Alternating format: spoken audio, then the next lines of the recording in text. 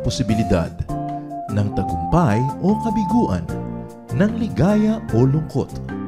Kaya marapat lamang na tanggapin si Jesus bilang tagapagligtas at Panginoon. At matapos yun ay panariwain ang katapatan at paglapit sa Kanya bawat araw o day by day.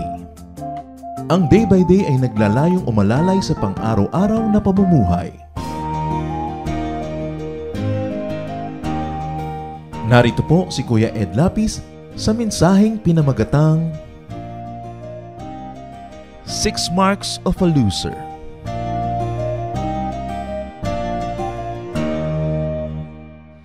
The great I Am deserves all our worship, our devotion, our admiration, our awe.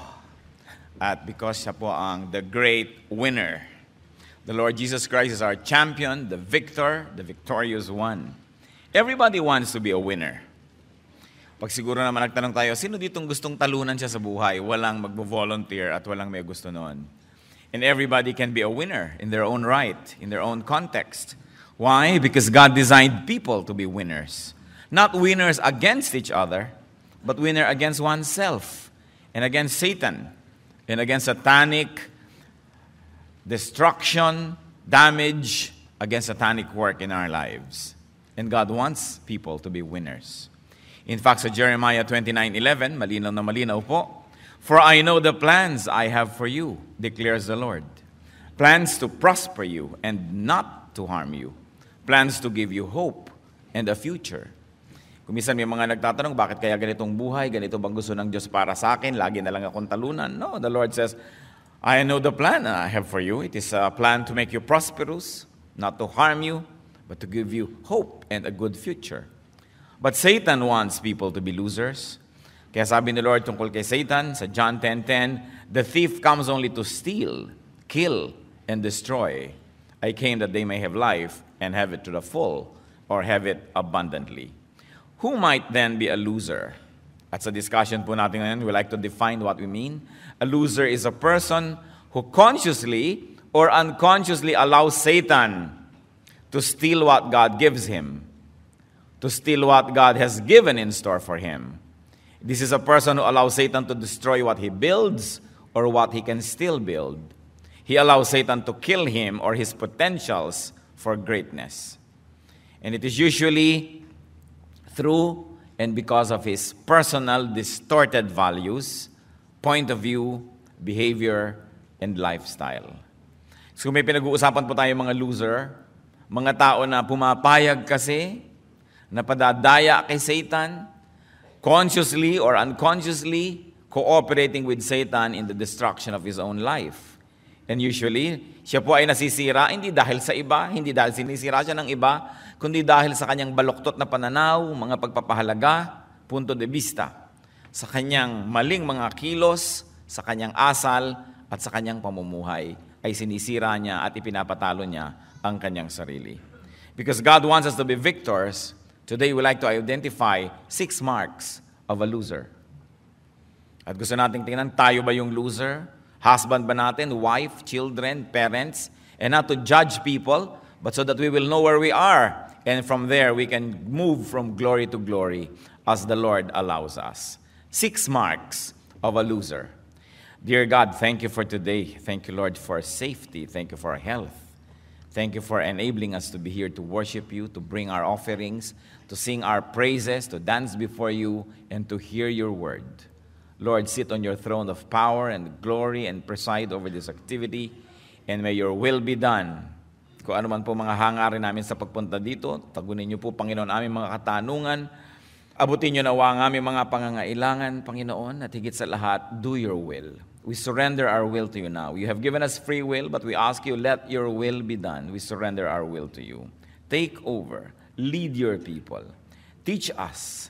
Touch us. Heal us, O God. Glorify only yourself and trample on the work of the evil one. Expose, destroy the work of evil in our lives. And we pray, Father, that you may protect us, our assembly right now, from any malicious work of evil men and evil spirits. We put our lives into your hands, O God. Be the shadow over us. Protect us, Lord. Lead us. Encourage us. Strengthen us. Show us our true state so we may be able to change by your help from glory to glory. Let your words be our food, our medicine, our strength. Lord, we ask you to speak to us, and we're confident that you hear as we ask in the name of Jesus, your Son, our Lord and Savior. 6 marks of a loser. Pag inobserbahan po natin yung mga tao na matatawag nating loser as a matter of trend sa buhay nila, we will find these 6 qualities among others. But today we're going to discuss 6. What is the first mark of a loser? Misfortune. A series of misfortunes. Never-ending misfortunes. In fact, when they look back at life, it is more misfortune than fortune. That the life of a loser is a record and a life of miserable misfortune. Matthew 7:16, by their fruit you will recognize them. Well, the context of this verse really refers to righteousness. The universal value of the truth of this sentence can never be ignored. But that the fruit of a person will make us recognize the kind of tree that he is. That the things that happen in his life could only be fruits of what he does and what he is, or what probably he doesn't do. By their fruit, you will recognize them. So misfortune is the fruit of the unfortunate. Alangan namang misfortune is the fruit of the fortunate. Losing is the fruit of the loser. Proverbs 13:21, misfortune pursues the sinner, but prosperity is the reward of the righteous. In other words, sinusundan ng katakot-takot na mga problema, katakot-takot na mga kasawian, yun daw sinner. And remember, the sinner may really be actually a religious person. Hindi ko mo religyoso, hindi ko mo nagsaserve sa church, hindi ko mo may ministry, righteous yung tao. So nagtataka yung iba, bakit po may ministry ako? Bakit kumakanta ako sa choir? Bakit tumutugtog ako? Bakit nagsaserve ako? Nagtatithe ako? Bakit ako nagkakaganito? Because they equate their religious activity with spirituality. Kumisan hindi yun magkamuka, madalas nga hindi. Sometimes religiosity becomes the cheap cover-up for lack of spirituality. Kumisan napakasigla at napakasidhi ng paglilingkod ng isang tao sa Diyos kasi pala'y may pinagtatakpang kasalanan. It is possible. So huwag natin sasabihin, bakit ito religyoso, bakit ito misyonero, bakit ito ganyan, nagkakanda dusa-dusa sa buhay. Wala po kumisang kinalaman yun. Prosperity daw is the reward of the righteous. And remember, the righteous person may not really be actually a religious person also. Let us not always equate spirituality with religiosity. Huwag tayo magpadaya sa nakikita ng mata, sa nasusukat ng mga bilang at numero. Now, Job's case was different. Job's case was a trial. So kung sasabihin nyo, bakit siya puro misfortune, hindi yun totoo, sapagkat napakahaba ng buhay ni Job na napakaginhawa niya, napakasaya ng buhay niya, at napakasagana ng kanyang buhay. Dinagukan lang siya ng kapalaran sapagkat pumayag ang Diyos na siya ay dumaan sa isang pagsubok. So may mga taong dumadaan sa pagsubok. But I always caution people, bago nyo sabihin kayo isang makabagong Job o Hoba, dapat nating tingnan that Job was a righteous man. That from the very mouth of God, sabi niya, have you considered Job a very, very righteous person? So trials go to righteous persons, misfortune to the unrighteous. Yan ang dapat natin i-differentiate lagi. Another mark of a loser is a predominantly stormy past. Hindi naman kung nagkaroon tayo ng konting problema o a period of problems, sasabihin na natin ay loser. But it is a life peppered with troubles and chaos. Isang buhay na tadtad, punong-puno, bat-bat ng mga gulo. Yan na isa ding palatandaan ng isang loser. Proverbs 1:16-18, pag i-describe po yung mga makasalanan, who of course are losers in heaven's eyes, for their feet rush into sin. They are swift to shed blood. How useless to spread a net in full view of all the birds. These men lie in wait for their own blood. They waylay only themselves. So yung lagi nang may binabalak na masama sa kapwa, lagi nang iisa, nang lalamang, pero actually hindi nila alam, ang dami lalong nawawala sa kanila, lalong-lalo ang kapayapaan, ang katahimikan, ang pagiging makadiyos, ang kaluguran ng Diyos nawawala. Proverbs 4:16, another description of people who are losers because they're always trying to be evil, for they cannot sleep till they do evil. They are robbed of slumber till they make someone fall. Proverbs 11:17, a kind man benefits himself, but a cruel man brings trouble on himself. At ito po isa sa mga sinasabi ko na kung minsan sasabihin nyo, bakit siya kind? Puro trouble pa rin ang nangyayari. Ano naman ang malay natin kung yung kindness niya is actually cruelty in disguise? It is possible. Pwede kang bigay ng bigay sa tao dahil pinapadama mo lang pala, gusto mo lang magkautang na loob o kokontrolin mo lang pala siya. So hindi tayo dapat nagpapadaya sa nakikita lang agad. Ngayon, kung totoong kind, tapos may mga misfortune pa rin nangyayari, well, that might be a trial. Yun ang sinasabi natin. Pero huwag kang reklamo sa Diyos, bakit naman po ako ay matulungin, ay ganito ang nangyayari sa akin. Siya sa atin ang buhay, ang puso, talaga ba tayong matulungin? Nagbibigay ba tayo o nag-i-invest? We've got to check our hearts because God judges us through our intentions. By our intentions, we are measured. In Proverbs 12:21, no harm befalls the righteous, but the wicked have their fill of trouble. Once more, you ask, bakit po kami righteous, merong harm? Well, either hindi kayo righteous, kaya harm yan, o dahil righteous kayo totoo, hindi harm yan, blessing yan. It can only be a trial. It can really be a blessing. Just wait till the Lord shows you what it really is. So it is important to assess ourselves. In Proverbs 24:1-2, do not envy wicked men, do not desire their company, for their hearts plot violence and their lips talk about making trouble. In other words, a predominantly stormy past can actually be a fruit of sin. And that sin can be personal or it could be corporate, meaning hindi ka actually yung nagko-commit ng sin, pero yung husband mo, yung wife mo, yung anak mo, yung mother mo, yung kapatid mo, kaibigan mong matalik, nagkakadamay-damay. Kaya nga sabi ng mga tao kay Lord, Lord, bubunutin na po ba namin yung mga damo? Huwag muna sapagkat batang-bata pa yung mga tunay na halaman, buhol-buhol ang ugat niya sa ilalim ng lupa. Pag binunot mo yung damo, masasaktan din yung tamang halaman. Kaya antayin na muna nating tumibay yung tamang halaman bago bunutin ang damo at itapon ang damo sa apoy. So kung minsan, kahit ka mabuti, buhol-buhol ang ugat mo with the evil because you're too close with them, therefore you also suffer.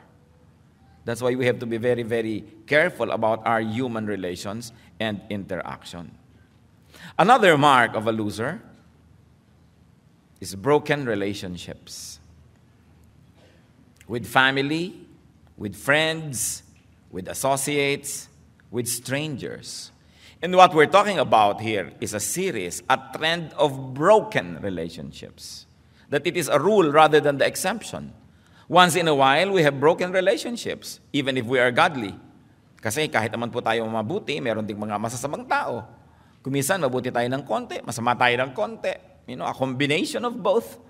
So, nagkakaroon tayo ng mga broken relationships. But losers look back at their life and they see nothing but broken relationships.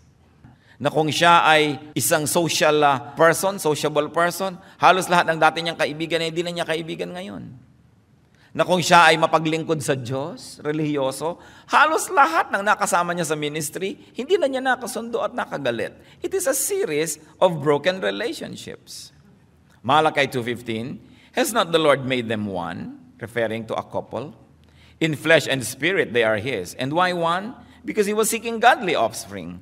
So guard yourself in your spirit and do not break faith with the wife of your youth. So isang napakalaking paalala sa mga kalalakihan, do not break faith with the wife of your youth. In other words, the wife of your youth must be the wife of your old age. It must be the same person. Hindi pa iba-iba. And also, pwede natin yang i-apply, do not break with the brother, the sister, the friend of your youth. You cannot make old friends. You can only try to make new ones. That's why old friendships are important. Pagka wala kang na-maintain na old friend, everybody has a bad thing to say about you, and you only have a bad thing to say about old friends, maybe you're a loser. Because one of the greatest wealth of life is old friendships, strong relationships. Kung broken lahat yon, you're a loser. Psalm 38:11-12, my friends and companions avoid me because of my wounds. My neighbors stay away from me. Those who seek my life set their traps. Those who would harm me talk of my ruin. All day long, they plot deception.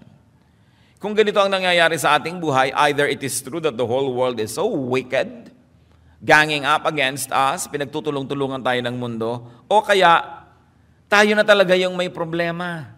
Kasi sa dami na nang nakalaban natin, alangan namang ang buong mundo na yung mali, o baka naman tayo na. Ang problema po sa mga tao na losers, they don't wake up to reality that they are losers. They never realize their errors. They only realize other people's errors. Ang isang mark ng loser ganyan, laging siya ang tama, hindi siya nagsusuri sa sarili. So ganitong mga salita, pwedeng manggaling sa isang taong righteous, na talagang pinagtutulungan ng masamang mundo, pero pwede rin itong manggaling sa isang taong talagang dapat lang pagtulungan dahil isa siyang salot sa buhay.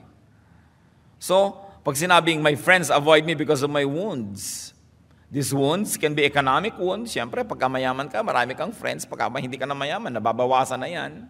But more importantly, these wounds can be defects, your bad side. That's why people avoid us. It's good to look at that.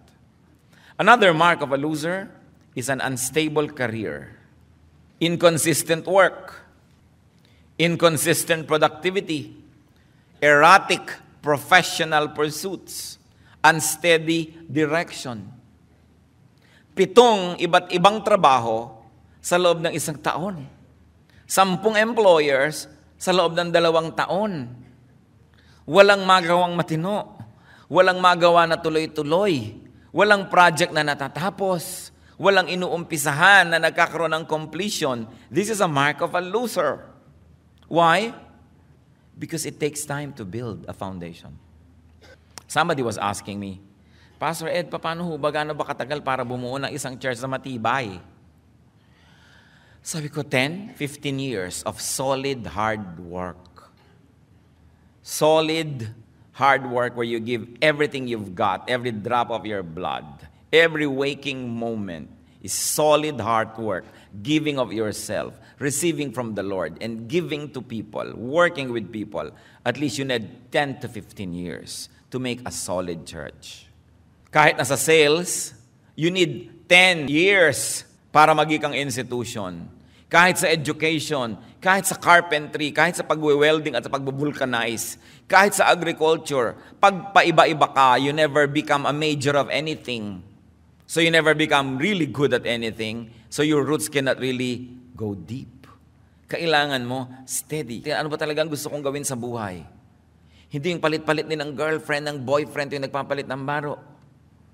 Hindi palit-palit ng relihiyon tuwing may bagong na-attenda na seminar. Kailangan ang tao magtagal sa isang bagay para niya maunawa ng lubos. Kailangan stable. Kaya bago ka magko-commit, lalo sa religion o sa tao o sa relationship, nag-aaral kang mabuti. But the moment you commit, panindigan mo ang iyong commitment, hindi bigay bawi.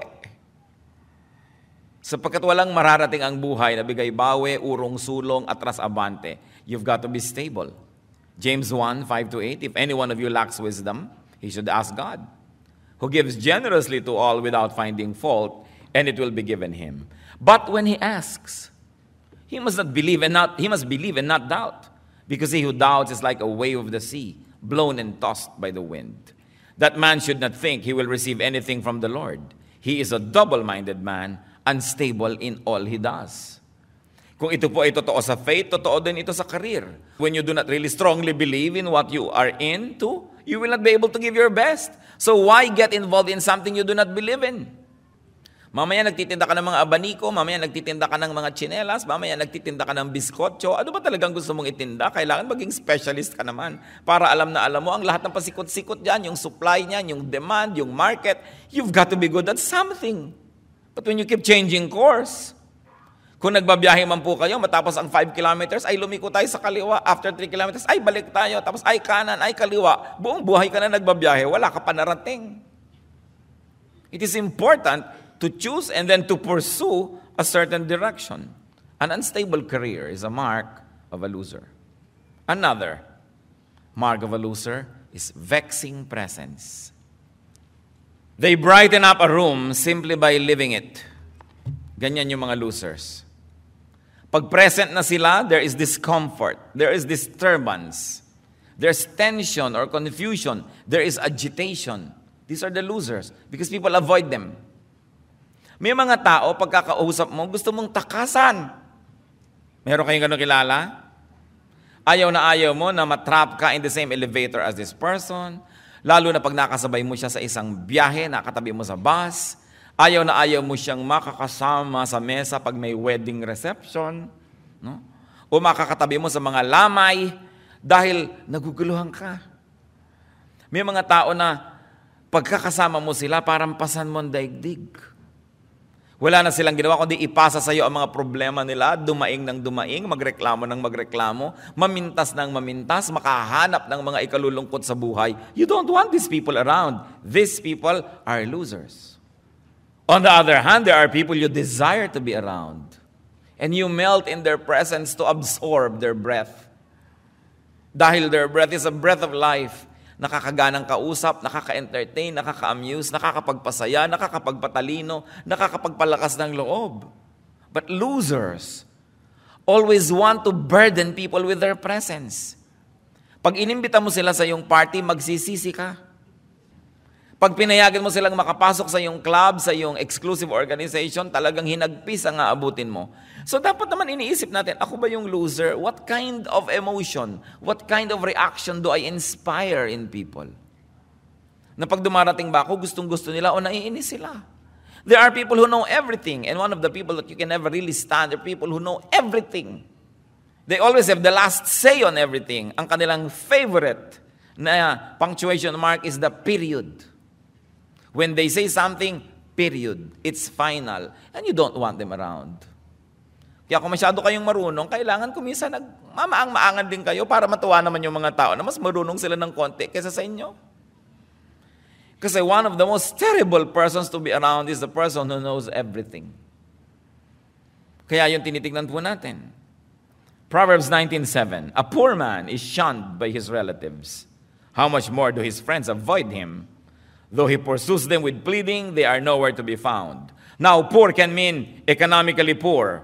But very, very importantly, this kind of poor can mean poor in manners, poor in graciousness, poor in kindness. People don't want you if you are this kind of poor person. He is shunned by relatives, avoided by everybody because he is poor in great things. Kasi kahit naman ikaw materially and economically poor, kung napakagrasyosa mo, matulungin ka, nakakatuwa ka, people like you around. So, titingnan po natin yan. Si Jonah, a very important case, although probably buong buhay hindi naman siya loser, but in this case, he's a loser because he was avoiding the call of God. God was calling him to Nineveh. He boards a boat going to the opposite direction of Tarsus. So when he was on the boat and the boat was there out in the open ocean, what happened was there was a storm that the boat was about to sink. So yung mga tao noon ay very spiritually attuned. Nag-iisip sila, sino ba ang nasa barkong ito na dapat ay wala dito? Dahil bakit tayo ginugulugulot, sinisiklot-siklot ng hangin at alon? This is so unusual. There must be somebody here who is a pest. And they identified Jonah. This terrified them and they asked, what have you done? They knew he was running away from the Lord because he had already told them so. The sea was getting rougher and rougher, so they asked him, what should we do to you to make the sea calm down for us? And Jonah said, itapon niyo ako sa tubig. Lulubog na tayong lahat. Ihagis na natin yung mga precious cargo natin. Alam yung mga barko nung araw, mga cargo ships yan eh. Mga tradesmen, mga merchants ang sumasakay. May mga dala silang mga kalakal, binibili from afar. Tapos sa takot na lang nilang mamatay, inihagis na nga yung mga cargo na yun sa dagat. Kahit na makauwi na lang sila kahit wala na silang kayamanan. Pero sobra pa rin ang pagsiklot-siklot ng alon sa barkong ito. Sabi, ano bang dapat namin gawin sa iyo? Kasi sumakay-sakay ka sa barkong ito, hindi ka dapat narito. Sabi ni Jonah, ihagis niyo ako sa tubig. Matapos ang maraming mga pagsisikap nilang huwag gawin yun, they arrived at an inevitable conclusion. Either he drowns or all of them would drown. So inihagis si Jonah sa tubig. Kayo ba isang Jonah sa buhay ng iba? Mula nung sumakay kayo sa barko nila, nagka-peste-peste na ang buhay nila? O kayo ba may kasamang Jonah? Alam nyo yung mga, kuminsan naawa kasi ako sa babaeng ito. No? Bakit? Nakakapitong asawa na 5 abortion. No? Nakakalimang arso na to nang nagawa sa buhay. 3 na ang pinatay, hinulog sa kanal, binarilitong-lito na siya. Naaawa ako O ngayon, anong gagawin mo? Pakakasalan ko siya. Ha? Jonah yan. Nakita mo na ganyan ang trend ng buhay niya? Sino ka, a knight in a shining armor na biglang maiiba ang lahat dahil pumasok ka sa kanyang buhay? Well, meron naman kumisan talaga na dahil tinulungan mo, natulungan, hindi naman siya masyadong grabe. Pero titingnan ninyo, baka pattern Kasi kung pattern, wala siya sa tamang lugar. Hindi ang inyong relasyon sa kanya ang magliligtas, kundi dapat ilagay siya sa tamang lugar para umayos ang kanyang buhay. Marami po tayong alam na ganyan, nasangkot sa buhay ng iba. Kawawa naman yung kumari ko kasi ganito, kasi ganyan, so papautangin ko muna, hanggang yung alahas ko, ibinigay ko muna, hanggang lahat na, hindi na muna mag-aaral si Junjun na, ibigay ko na kay kumari ang pampaaral. Dahil kahit anong ibigay mo doon, mauubos din dahil may mga tao na parang balding butas, kahit gaano karaming tubig ang ilagay mo, paglingon mo, ubos uli. Dapat marunong tayo. Baka loser yung ina-associatean mo na yan. So sabi natin, Christian tayo, anong gagawin natin sa kanila? Mamaya-maya na natin yan pag-usapan. Another mark of a loser is chronic discontentment. Itong taong loser, lahat ng tao kinakainggitan. There is always envy in his or her life. No? Ecclesiastes 4:4, and I saw that all labor and all achievement spring from man's envy of his neighbor. Inggit. Ang mga loser, mga inggitero, inggitera. Yung mga winner, pag nakakita ng mga ibang winner yon, tinitingnan nila ano ba yung good quality, baka may matutunan ako sa kanya, mahawahan naman ako ng good work ethic niya. Pero yung mga envious people, they are full of jealousy when they see people succeed. Maganda rin ito mga kapatid, siya sa atin yung sarili nyo. Pag may kapatid kayo, pinsan, kaibigan na umaasenso, sumisikat, nagseselos ba kayo? Kayo ba yung nagsasabing, hindi ka na ma-rich? Yan yung nagsasabing, hindi ka na ma-rich, mga inggit yan eh. Kasi pagka meron kang dating kamukha lang, katabla, tapos umasenso ng umasenso, hindi mo na ma-reach, dapat kang matuwa, wow, hindi ko naman siya ma-reach. Kasi kung rich na rich ko siya, pareho lang kami loser. Dahil talaga pag nagiging winner, medyo umaangat, hindi na ma-reach ng iba. So gagawa ka na lang ng paraan para siya ma-reach. O gagawa siya ng paraan para kayo magkatagpo. Pero talagang kasama yon. Yung mga kamag-anak na, dati nung pinsan pa lang kita, naghahabol lang pa lang tayo sa mga gilid ng ilog. Rich na rich kita, ngayon pa-appointment pa. Inggit yon. Kasi kung natutuwa ang pinsan mo, wow, asenso na talaga tong pinsan ko, kailangan pa natin ng appointment, siguro talagang busy, siguro maraming negosyo, maraming ginagawa. Pero yung mga nagre-reklamong di ka na ma-rich, I'm telling you, inggit yon. Jealous yon. So, ganun ang sinasabi natin sa sarili natin. Teka, nagiging inggitero ba ako? You know, alam nyo ba na ang mga pagiging mainggitin hindi lang pwedeng mangyari sa mahihirap o sa mga small time, kahit sa hari. King Saul became jealous and envious of David. General niya si David, pinapapunta niya sa mga digmaan. Pag umuwi sila, ang mga tao naman kasi kakanta, wow, Saul killed his thousands and David killed his tens of thousands. Nag-umpisang magselo si Saul. Pero general naman yun pag may napapatay yun for his glory kasi siya yung king. Pero sabi sa 1 Samuel 18:8-9, Saul was very angry. This refrain galled him. They have credited David with tens of thousands, he thought, but me with only thousands. What more can he get but the kingdom?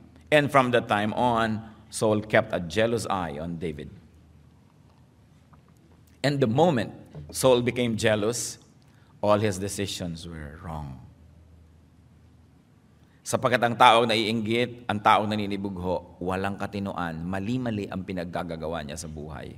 Puro destructive ang kanyang ginagawa. At ang lumalabas lang sa kanyang bibig, criticisms. Nothing but criticisms. So when there's envy, there's jealousy, there's criticism, you know that you're dealing with a loser. Because a winner rejoices when another person accomplishes something great. Losers criticize achievers. Madaling malaman. Now, let's talk about 7 to-dos with a loser. Ano bang pwedeng gawin sa mga loser? Number 1, if it's you.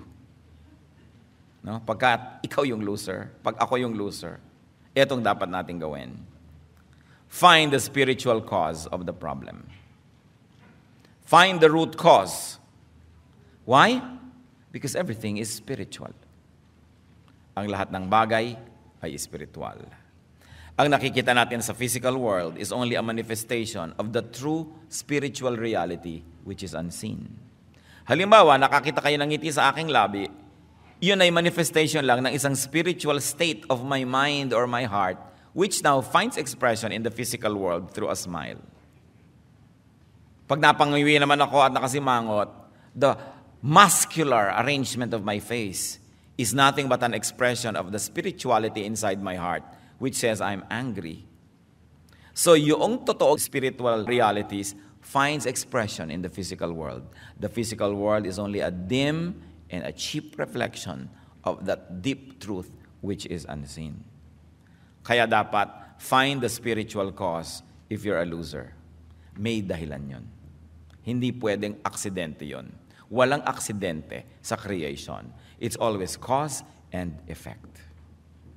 A fruit will always have a tree. An effect will always have a cause. 1 Corinthians 2, 13 to 14.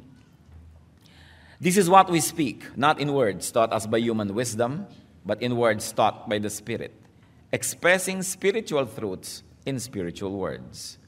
The man without the Spirit does not accept the things that come from the Spirit of God. They are foolishness to him, and he cannot understand them because they are spiritually discerned. So spiritual reality is spiritually discerned. And what is spiritually real becomes real in the physical world. So a physical, actual loser is actually a spiritual loser. Kaya ang dapat hanapin natin yung spirituality. That's why the Lord says, you must be born again. Why? Because of sin, everybody has become a spiritual loser. And you cannot go on existing, being a spiritual loser, and expect to be a physical winner. You've got to change spiritually first so that you will also change physically and materially. That's why the Lord said, you must be born again. You cannot just go on with this life. You're already a loser. You've got to be born again so you have a new lease on life, a new page, blank one, so that you can write good things there. Punong-puno na ng dumi yung dati. That's why the Lord said, you must be born again. You know, this born-again business has so many shades of meaning. So you find the spiritual cause. Why am I a loser? Because masama ako mag-isip, dahil malisyoso ako, dahil inggitero ako, dahil ganito, dahil ganyan, nagiging loser tuloy ako. Change. Uproot the spiritual cause of the problem. Ephesians 6:12, for our struggle is not against flesh and blood, but against the rulers, against the authorities, against the powers of this dark world, and against the spiritual forces of evil in heavenly realms. Ang tunay daw nating pakikibaka ay hindi laban sa kapwa-tao, hindi laban sa mga lakas na physical, pero laban yan sa mga espiritu at mga lakas na spiritual. Doon ang tunay na gyera. Hindi ko pwedeng gyerahin physically, halimbawa ang isang napakasungit na tao, nasusungitan ko rin siya, o ikakadena ko siya kasi pag nakawala yon, mas masungit yon. Hindi yon ang gyera. Ang gagawin ko, pupunta ako sa spiritual world through my spirit and my spirituality at lalabanan ko yung spirito niya o yung spiritong nagpapaganon sa kanya. Kasi pag nanalo na ako sa spiritual level, susunod yung physical.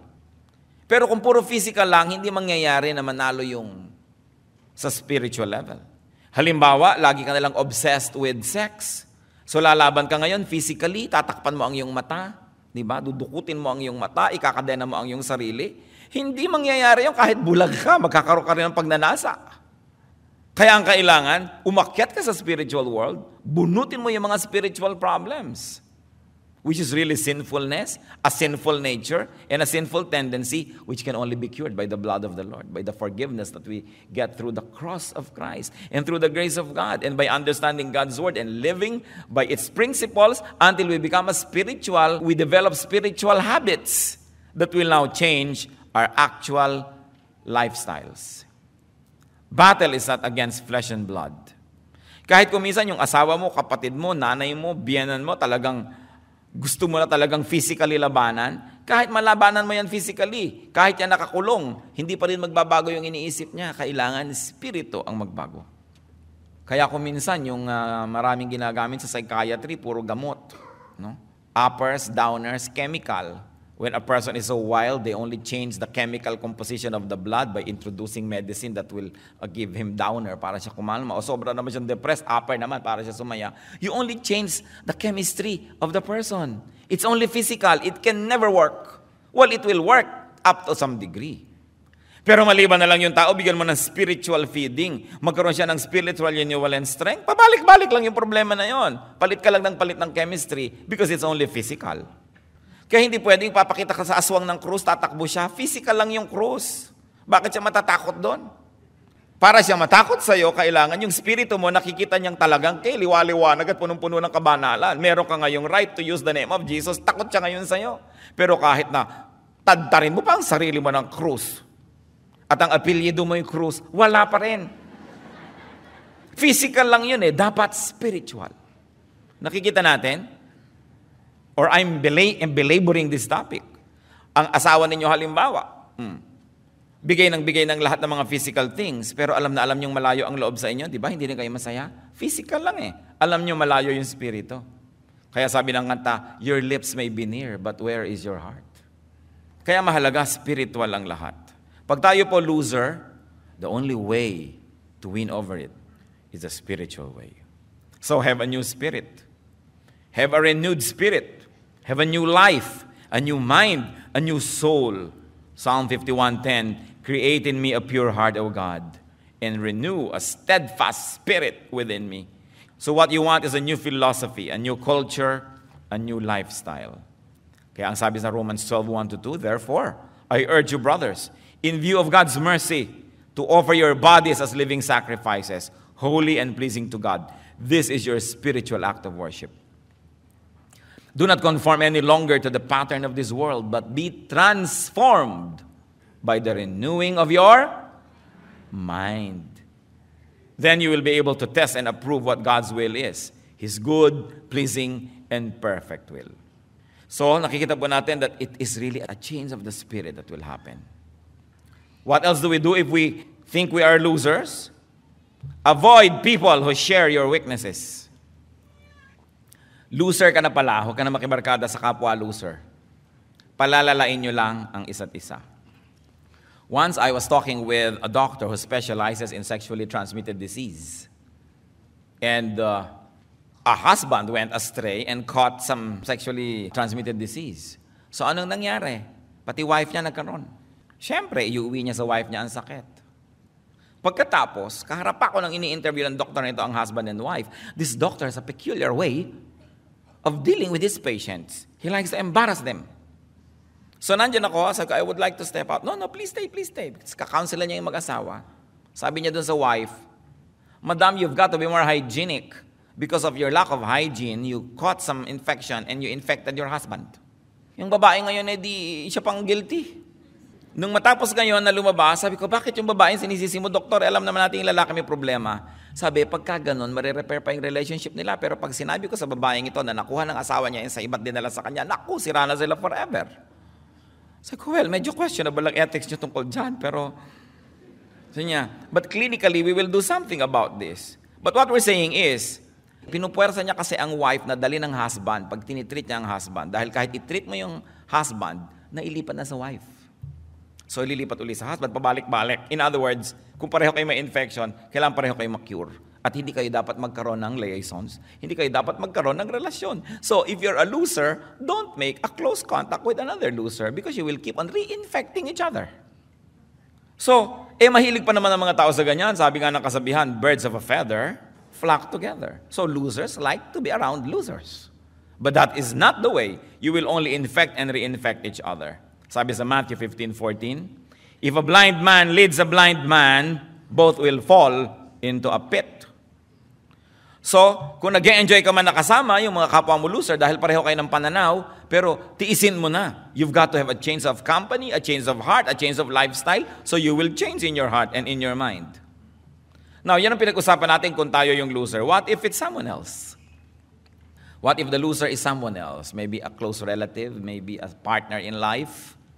Avoid being infected by him or her through constant exposure. Pag nakita mo, loser itong taong to, when you deal with that person, it must only be out of charity, not out of enjoyment. Kailangan avoid the person. Kailangan may distance. Kung ganito yung attitude niya, at ayoko nang ulitin pa lahat yung pinag-usapan natin na attitude ng mga loser, iwasan ang ganitong mga tao. Psalm 1:1, blessed is the man who does not walk in the counsel of the wicked, or stand in the way of sinners, or sit in the seat of mockers. So alam mo na pareho kayo ng kapintasan at kahinaan, huwag ka nang makibarkada pa because you will keep reinfecting each other. Or you will keep on giving and giving and giving, and the other person will keep on receiving and receiving and receiving till you run out. And when you run out, the other person runs out, it will not work. Maghihiwalay din kayo 7 years from now, huwag nyo na lang simulan.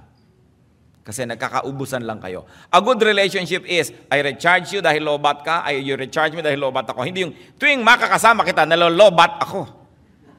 Ubos ang energy ko, ang sigla ko, dahil nakausap kita. Hindi magandang relationship yon. When you deal with this kind of people, and we Christians should, out of charity. Pero distansya, amigo, kasi hihigupin ka niya.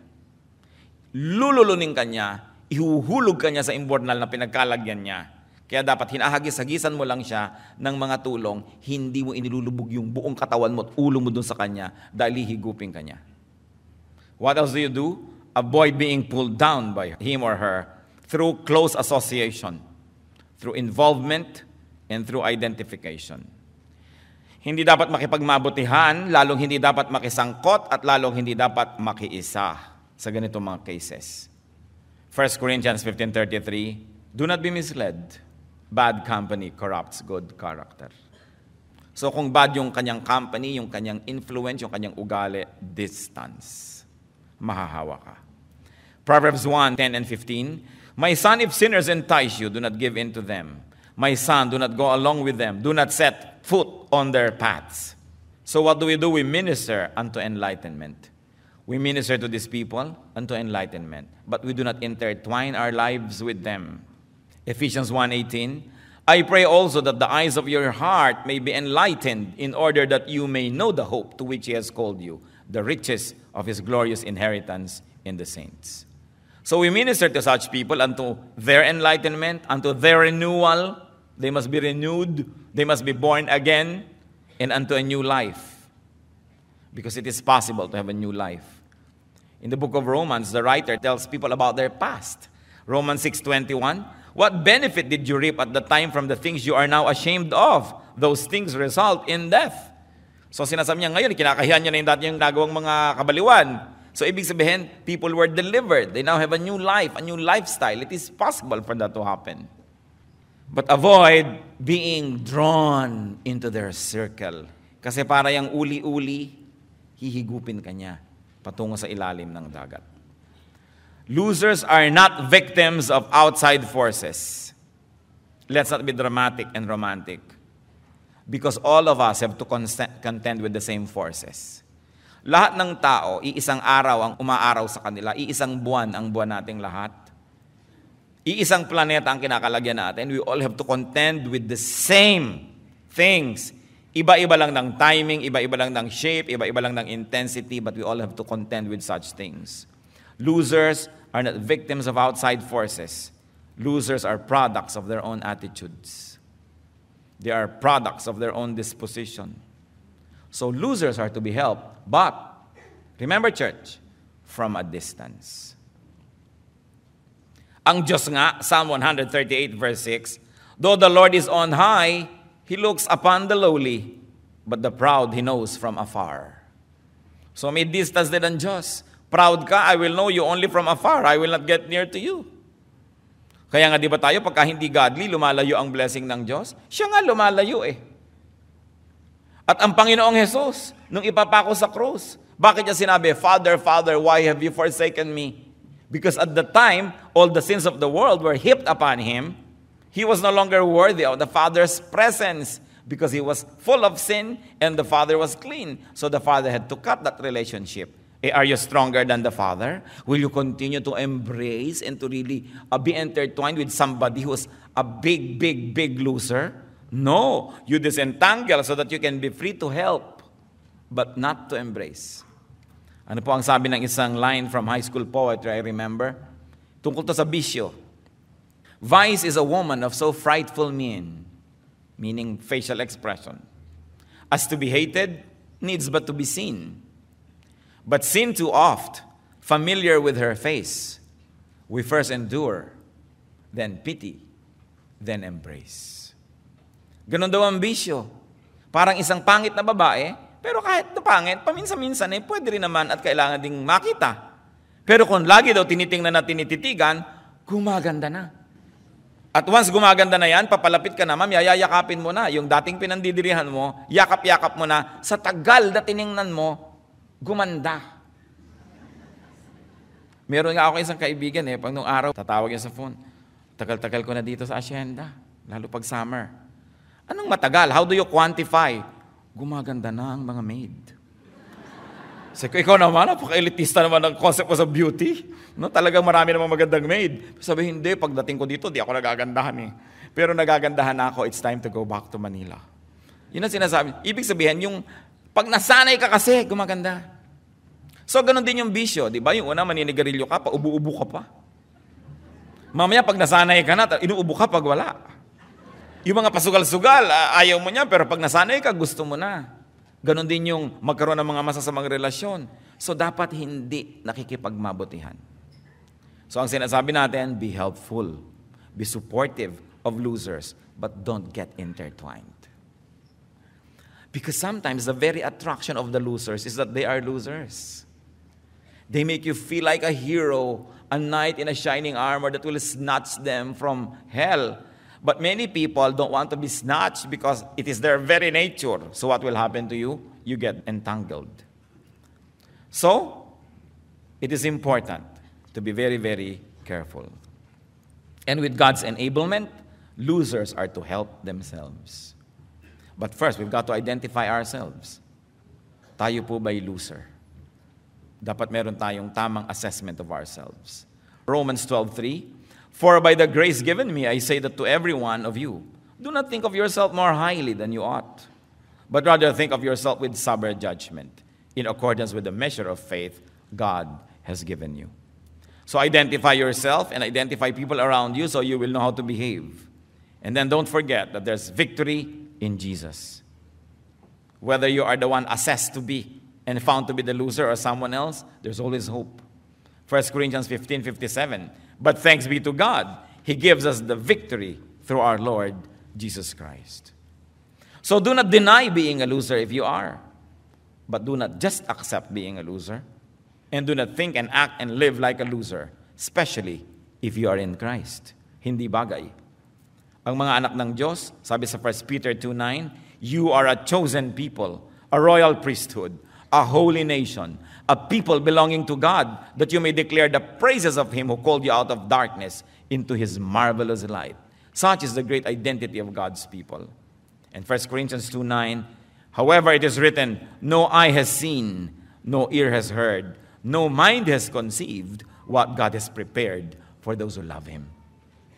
So napakahalaga na if we love God, if we are in God, hindi tayo papayag na loser tayo. Victory is not against other people. Remember, victory is against our own weaknesses. Victory is against the work of Satan trying to destroy us all the time. And we can be victors in the name of Christ. Dear God, thank you for reminding us about the identity of the loser. Tingnan niyo po kami, Panginoon, kung kami po ay nagko-qualify na matawag na loser. And if we are losers, you are our champion. You are victorious. You can empower us. Humihingi kami, Panginoon, ng malinaw na pag-iisip at nawa itong pag-aaral na ito ay isang paalala para siyasatin, suriin, sukatin namin sarili at nang malaman namin kung saan kami nakatayo. Ganon din naman ang pagsukat namin sa aming kapwa, Panginoon. Turuan niyo po kaming maging matulungin sa mga losers, mahabagin, subalit, to help from a stable and strong distance so that we may continue to be strong to help. Hindi yung napuluputan na kami ng baging, pati kami ngayon ay nabihag na at nangangailangan na rin ng tulong. Give us wisdom, O God, to help na parang mga doktor na tumutulong sa mga may sakit, subalit pinipilit din nila na huwag din silang ma-infect. Meron silang paraan na ginagamit upang di sila mahawahan ang sakit ng mga inaalagaan nilang pasyente. Nawa itong wisdom na ibigay mo sa amin, na kung nag-aalaga kami ng mga kawawa, ng mga talunan, ay hindi kami sobrang ma-involved to the point na nasisira ang aming reason at kami, Panginoon, hindi na nagiging tagatulong, nagiging partner na nila. Tulungan niyo po kami. And if there's anyone here, O Lord, who may really be considered a big loser, Lord, we're praying that this person's life will turn around as this person accepts you as Savior and Lord. As this person becomes serious with his or her relationship with you, may you empower so that the life will turn around. Hindi mo gusto kami mga talunan, hindi mo gusto kami mga bigo. Patuloy mo kaming tulungan na makita kung sino kami at nasa ganun, Panginoon, ang tagumpay nyo ay maging tagumpay namin. Brothers and sisters, in a moment of silence, let's be alone with God. Patuloy tayo mag-assess ng sarili natin. Baka mamaya hindi naman tayo completely losers, pero merong parts of us, our behavior that really belong with the losers. Alisin natin yan. Tanggalin natin, isawaksin natin, at ang Panginoon ay narito para bigyan tayo ng kapangyarihan. Huwag kayong maging loser. At kung sa tingin nyo, madami na kayo naging losses, don't give up. Because the Lord is our hope. Just continue to change in our hearts, in our minds, in the way we think, that we may be transformed spiritually. Then all our physical lives and material lives will also turn around. At kung tayo naman strong and spiritual and we are winners, be more compassionate, be kinder. Tingnan natin kung paano pa tayo makakatulong. Be alone with the Lord and let the Spirit tell us exactly who and what we are, and let's seek the healing power, the empowerment of the Lord.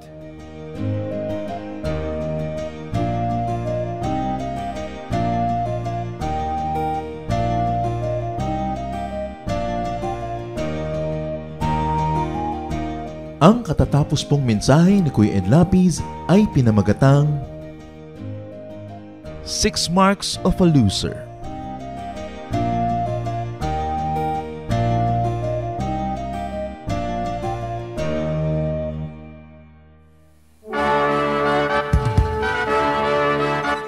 Halina't sama-samang sumamba at magdiwang sa Day by Day Jesus Celebration kasama si Kuya Ed Lapiz. Bulwagan ng Panginoon, PICC, one Sunday a month, Philippine International Convention Center, Rojas Boulevard, Pasay City. All other Sundays, sa mga day-by-day mini-bulwagan ang pagtitipon. Para sa buwan ng Setyembre, gaganapin ito sa September 1, 2024. 8 a.m. ang First Jesus Celebration, 10 a.m. naman ang Second Jesus Celebration. Para sa iba pang detalye, bisitahin ang ating official Facebook page, Day by Day Friends.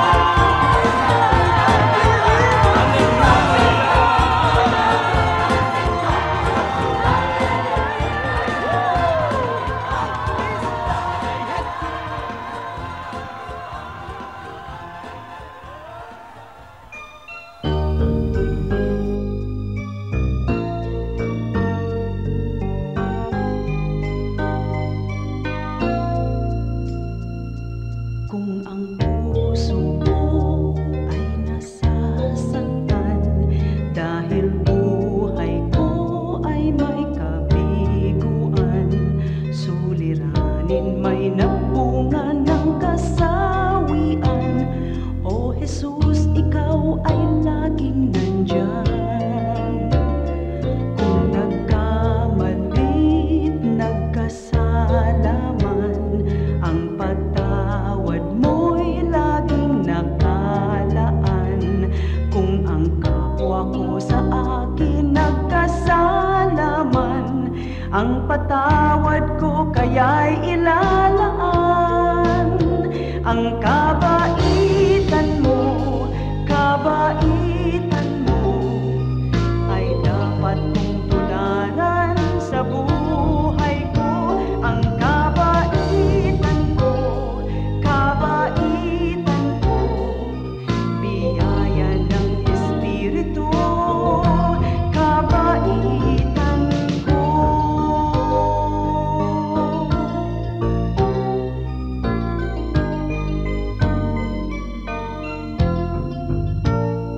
Kung nagkamalit, nagkasalaman, ang patawad mo'y laging nakalaan. Kung ang kapwa ko sa akin nagkasalaman, ang patawad ko kaya'y ilalaan.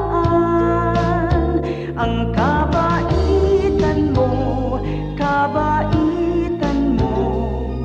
ay dapat mong tularan sa buhay ko. Ang kabaitan ko,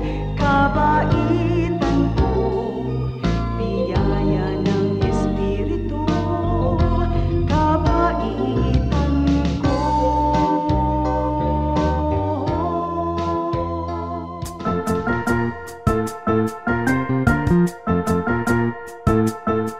Oras na po para pansamantalang magpaalam ang programang Day by Day. Tayo po'y magsama-sama tuwing ika-6 hanggang ika-7 ng umaga, araw-araw. Magandang umaga po at mabuhay ang Panginoong Hesus!